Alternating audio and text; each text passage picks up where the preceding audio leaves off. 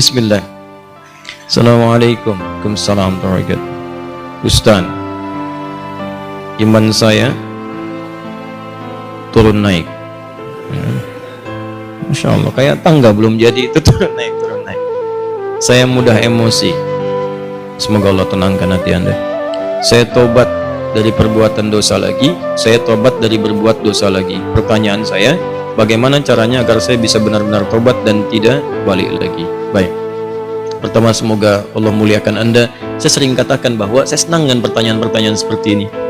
Artinya Allah cinta, Allah sayang. Kalau nggak sayang, nggak akan diarahkan seperti ini. Akan dibiarkan. Ya, pelaku maksiat yang tidak mendapatkan hidayah dari Allah, apalagi ada istidraj, tidak sadar bahwa dia berbuat salah dan mempertahankan kesalahannya, kemudian terus berbuat salah, itu yang berbahaya. Dan kita doakan, kita bantu, jangan putus asa mendoakan orang-orang seperti itu. Tapi yang paling disenangi adalah jika pelaku maksiat sejahat apapun, tiba-tiba ada getaran di jiwanya untuk kembali. Saya sarankan cepat ambil, karena itu tanda sayang Allah yang pertama. Ambil itu.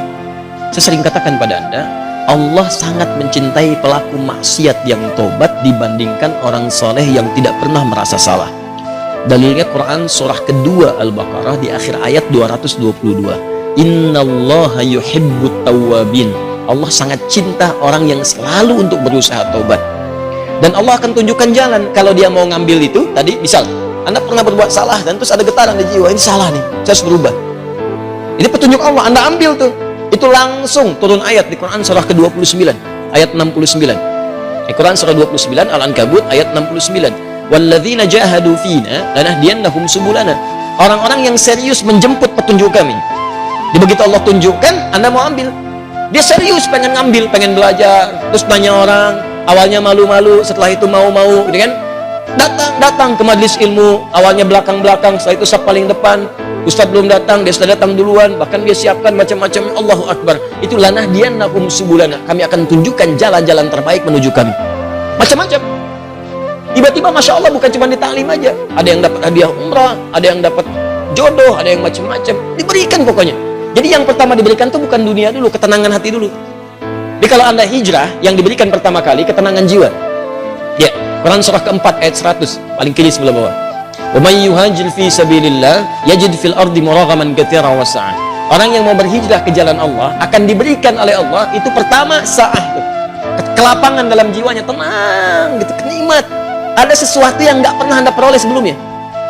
Biasa kumpul-kumpul main-main ya, menjelang isya, maghrib, malam-malam cuma nonton, tiba-tiba taklim, ikut ke majelis ilmu. Awalnya mungkin penyesuaian, lama-lama jadi enak gitu. Ada sesuatu yang kerasanya, saya kemana aja selama ini? Saya kemana aja gitu. Ini nikmat. Bahkan kalau udah dapat halawatul iman, nikmatnya iman, itu ketinggalan sekali kayak nyeselan tuh. Saya ketinggalan nih gitu. Saya ketinggalan. Ya sama. Dulu-dulu sholat fardu biasa ketinggalan. Tapi kalau sudah nikmatnya iman, ketinggalan sholat sunnah, wah kayaknya ada penyesalan dalam diri Anda. Itulah kenikmatan iman. Nah sekarang kalau kemudian Anda bertanya, Ustadz saya pengen tobat, saya ini pengen tobat, tapi saya ini berbuat salah lagi. Kadang naik, kadang turun, kadang naik, kadang turun. Naik turun itu biasa. Itu di Al-Bukhari disebutkan di Kitabul Iman, kitab yang pertama. Ada 57 hadis di situ. Kalau iman sedang naik turun, kata Imam Al-Bukhari, buka kitab saya. Dari 97 kitab, 97 pembahasan. Pembahasan pertama, Babul Iman, Kitabul Iman, 57 hadis. Di antara hadis yang mengatakan, Al-imanu yazidu wa yantaqis. Iman itu naik dan turun. Kadang naik, kadang turun. Yazidu bitta'at. Rumusnya kalau pengen naik, maka kuatkan iman itu dengan mengerjakan banyak ketaatan. Ketaatan itu buahnya amal soleh. Kerjakan amal soleh. Amal soleh itu detilnya adalah pekerjaan-pekerjaan ibadah. Sholat, amal soleh. Jadi kalau iman sedang turun, pengen dinaikkan, maka perbanyak amal soleh. Ya, amal soleh. Ini. Karena itu dalam Al-Quran kalimat iman sering disandingkan dengan amal soleh. Quran surah 103. Wal 'as innal insana lafi khusr illa alladziina amanu wa amilus shalihat. Di iman wa amilus shalihat. Ini amal soleh. Detilnya amal soleh nampak pada ibadah. Makanya setelah kalimat iman kadang ada detilnya ibadah. Kalimat iman pertama Al-Baqarah ayat 3. Alladzina yu'minuna bil ghaib wa yuqimunas shalah. Salat wa mimma razaqnahum infaq. Ya ayyuhalladzina amanu, Al-Baqarah 183. Kutiba alaikumus, ya puasa. Tuh. Ini. Jadi kalau iman merasa sedang lemah, sering terdorong berbuat yang kurang bagus, pengen dinaikin, maka rumus cepatnya adalah cepat buru amal-amal soleh. Paksakan untuk mengerjakan. Yang biasa fardu tambah sunnah. Rawatib dulu, latihan rawatib. Mutlak malamnya coba tahajud walaupun 2 rakaat dulu. Nanti kalau sudah terbiasa, kalau soleh itu sudah baik, rumuskan gini, hidup itu berpasangan. Semua berpasangan. Quran surah 51 ayat 49, paling kiri agak sedikit ke bawah. Wa min kulli syai'in khalaqna zawjaini la'allakum tadhakkarun. Semua selain aku, kata Allah, aku ciptakan berpasangan supaya kalian sadar cuma aku yang tidak punya pasangan. Kata Allah, semua selain aku berpasangan. Yang hidup berpasangan. Ya, laki-laki lawannya perempuan, jantan hewan lawannya betina, putik tumbuhan, kata Allah, lawannya benang sari. Siang lawannya malam, putih lawannya hitam. Sama persis, baik lawannya buruk. Saya ulang, baik lawannya buruk. Amal soleh lawannya amal salah. Jadi ada yang soleh, ini baik. Ada yang salah, nah ini buruk. Kalau orang sudah biasa baik, maka yang buruk akan tenggelam. Ya, qul ja'al haqq wa zahaqal batil innal batila kana zahuqa. Quran surah 17 ayat 81. Paling kiri perkenahan. Ya, katakan kalau yang baik itu pasti muncul. Kalau sudah yang baiknya muncul, buruknya tenggelam. Sebaliknya, kalau buruknya dominan naik ke atas, baiknya tenggelam. Orang sering berkata-kata baik, maka mohon maaf, lisannya akan sulit berkata kotor. Silakan Anda cek, orang yang berkata-kata baik, mau berkata kotor tuh nggak bisa. Sama dengan orang terbiasa lisannya kotor, mau berkata baik nggak bisa.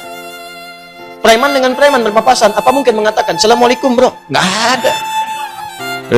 Memang apa kayak apain gitu. Kiai dengan kiai nggak mungkin berkata kotor. Ustadz dengan ustadz mustahil. Ahli taklim dengan ahli taklim. Assalamualaikum akhi. Waalaikumsalam akhi. Assalamualaikum ukhti. Waalaikumsalam.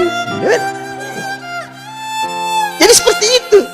Jadi kalau Anda terbiasa berbuat baik, maka yang buruknya akan hilang. Maka rumusnya kata Nabi, tingkatkan kesolehan. Salat naikkan. Paksakan. Gini. Saya kasih doa ya, cepat ya, untuk menguatkan hati. Ini kalau Anda bisa kerjakan, sedang malas, bacakan dan kuatkan pada hati Anda. Kuatkan, insya Allah nanti Allah turunkan kekuatan dan Anda bisa kemudian maksimalkan. Allahumma, ikut aja.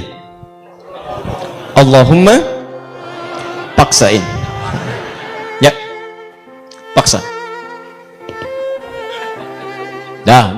Ganti, serius. Allahumma ajbirna. Allahumma ajbirna. Ajbirna.